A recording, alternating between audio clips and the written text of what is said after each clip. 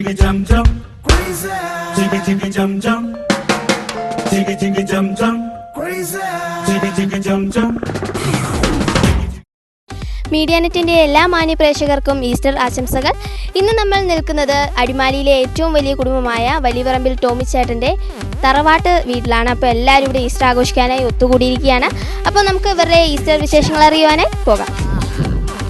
അപ്പോൾ ഏതൊക്കെയായാലും നമുക്ക് ഇവരുടെ ഈസ്റ്റർ വിശേഷങ്ങളൊക്കെ അറിയാം. ആദ്യം നമുക്ക് ഈ ചേട്ടനിൽ നിന്ന് തന്നെ തുടങ്ങാം. ചേട്ടൻ്റെ പേരെന്താ? ടോമി. ഓക്കെ. ആൻറ്റിയുടെ പേര്?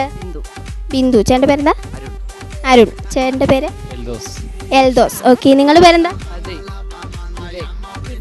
അങ്ങളുടെ പേര്? എൽദോസ്. അങ്ങളുടെ പേരെന്താ? റൈമോൻ. ഒരു വെറൈറ്റി നെയിമാണല്ലോ റൈമോൻ. ഓക്കെ. ആൻറ്റിയുടെ പേര്? രാഖി. മോൻ്റെ പേരെന്താ? റിമോ. അങ്ങളുടെ പേരുമായിട്ട് ഇച്ചിരി സമയമുണ്ടല്ലോ. എത്രയല്ലേ പഠിക്കുന്നേ? അത് മനസ്സിലായി, പേര് ഓർമ്മ തന്നെ മനസ്സിലായി.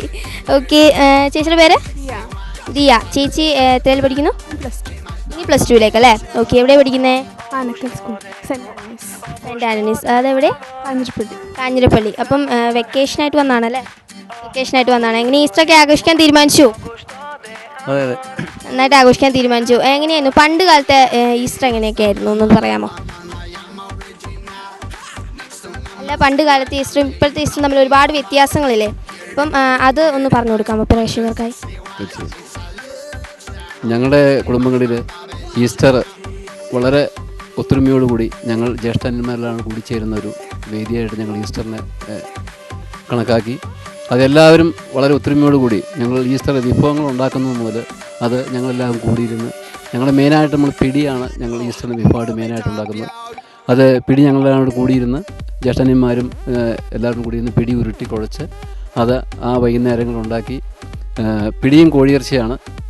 പിന്നെ അതിൻ്റെ കൂടെയുള്ള മോര് കറി. പിന്നെ എല്ലാവരും കൂടി ചേർന്ന് ഈസ്റ്റർ സദ്യ ഞങ്ങളെല്ലാവരും കൂടി അങ്ങനെ ഒരു ഒത്തൊരുമിച്ചുള്ള ഒരു ഈസ്റ്റർ ആഘോഷങ്ങളാണ് ഞങ്ങൾ നടത്തി വരുന്നത്.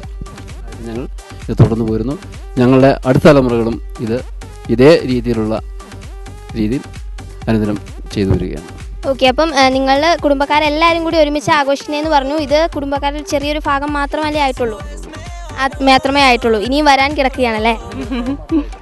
മൂന്നിലൊരു ഭാഗം മാത്രമായിട്ടുള്ളൂ. ഇനിയുണ്ടല്ലേ? ഓക്കെ. അങ്കിളുടെ വീട് എവിടെയാണ്? അടിമാലി ടൗണിൽ തന്നെ. ആൻറ്റി? ഞാൻ വൈഫാണ്. എൻ്റെ വീട് തൃശ്ശൂർ കഴിഞ്ഞ് പോകണം അല്ലേ? ഓക്കെ. എങ്ങനെയാണ് നിങ്ങൾ ഇവിടെ എല്ലാവരും ഒരുമിച്ചാണ് എല്ലാ ആഘോഷങ്ങളും നിങ്ങൾ ഒരുമിച്ചാണ് ആഘോഷിക്കാറുള്ളത്? ഞങ്ങളെല്ലാ വർഷവും ഇങ്ങനെ ഈസ്റ്റർ ദിവസങ്ങളിലൊക്കെ ഇവിടെ വരികയും ഇവിടെ വന്ന് എല്ലാവരും കൂടി അങ്ങനെ ഞങ്ങൾ പിള്ളേരൊരു ഗ്രൂപ്പ്, കാരണവന്മാരൊരു ഗ്രൂപ്പ് അങ്ങനെ കൂടുന്നൊരു പതിവാണ്. ഇപ്പം അങ്കിൾ പറഞ്ഞിട്ടോ ഞങ്ങൾ പിള്ളേരൊരു ഗ്രൂപ്പ് എന്ന്. അപ്പം അങ്കിൾ ഇപ്പോഴും കുട്ടിയാണെന്നാണ് വിചാരം? എനിക്ക് ഈ പറഞ്ഞ പ്രായമില്ല.